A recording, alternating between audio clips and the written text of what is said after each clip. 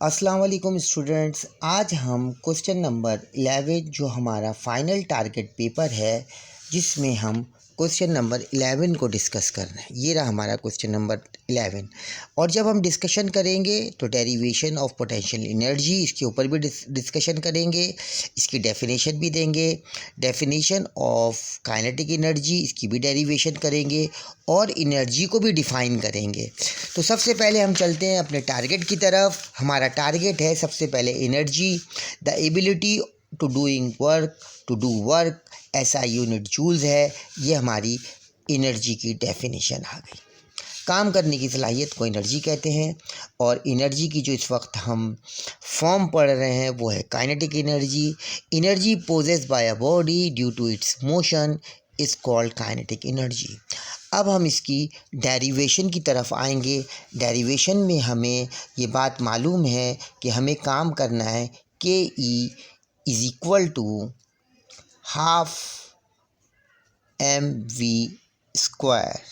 तो एक ऑब्जेक्ट है हमारे पास, उसका मास m है, इनिशियल वेलोसिटी उसकी ज़ीरो है और उसको हमने मूव करवा दिया फाइनल वेलोसिटी की तरफ। उस मास को v f is equal to v और यहाँ हमने इसको फोर्स लगाया था जो कि एम ए के बराबर था और इसने यहाँ से यहाँ तक जो फासला तय किया वो एस था।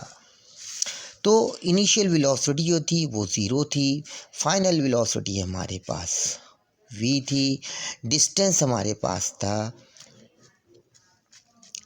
डिस्टेंस हमारे पास s था और हमने Newton second law of motion यहाँ इस्तेमाल किया।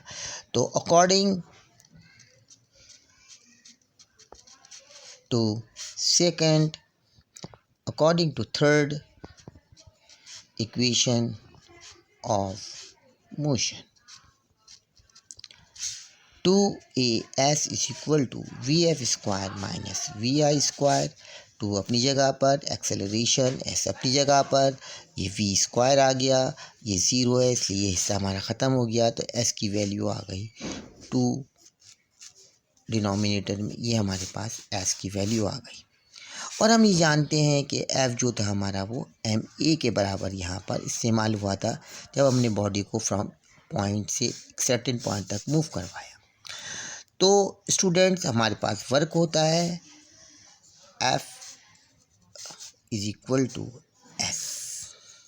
तो F एम ए के बराबर था यहाँ से और S हमारे पास था वी स्क्वायर अपॉन टू ए से ए कैंसिल, इसको हमने 1/2 लिख दिया और ये m आ गया, ये वी स्क्वायर आ गया, ये वर्क आ गया ड्यू टू द पोजीशन, इसलिए ये काइनेटिक एनर्जी है। ये हमारे पास प्रूव्ड आ गया। Energy possessed by an object due to its position is called potential energy। अब स्टूडेंट्स आप देखें, एक ऑब्जेक्ट है वो ग्राउंड फ्लोर पे पड़ा हुआ है और इसको आपने एक सर्टेन हाइट के ऊपर यहाँ पर पहुँचा दिया, यानी कि एच जो है वो एस के बराबर हो गया। ये ग्राउंड था आपका और आपने इस जी आर ओ ग्राउंड को एक हाई पॉइंट के ऊपर पहुंचा दिया। तो जब बॉडी ग्राउंड से हाई की तरफ जाएगी तो उसके अंदर m g h value substitute हो जाएगी। और आप जानते हो कि पोटेंशियल एनर्जी जो एक है वो एक वर्क है और वर्क कौन सा होता है, वो W के बराबर होता है और W जो बराबर होता है F इंटू डी के बराबर। यहाँ पर जो आपको फोर्स लगी है जब आप ग्राउंड से ऊपर की तरफ गए, एम ए ग्रेविटी के अगेंस्ट काम किया तो वो एम जी में तब्दील हो गया। तो यहाँ पे एफ की जगह एम जी डाल दिया आपने और ये जो डी था वो आपके एस के बराबर था, एम जी एच के बराबर था, डी हाइट के बराबर था, ये हाइट आ गई। तो इस तरीके से ये आपकी का पोटेंशियल एनर्जी प्रूव्ड हो गई mgh। तो ये आपका एक सवाल कंप्लीट हो गया।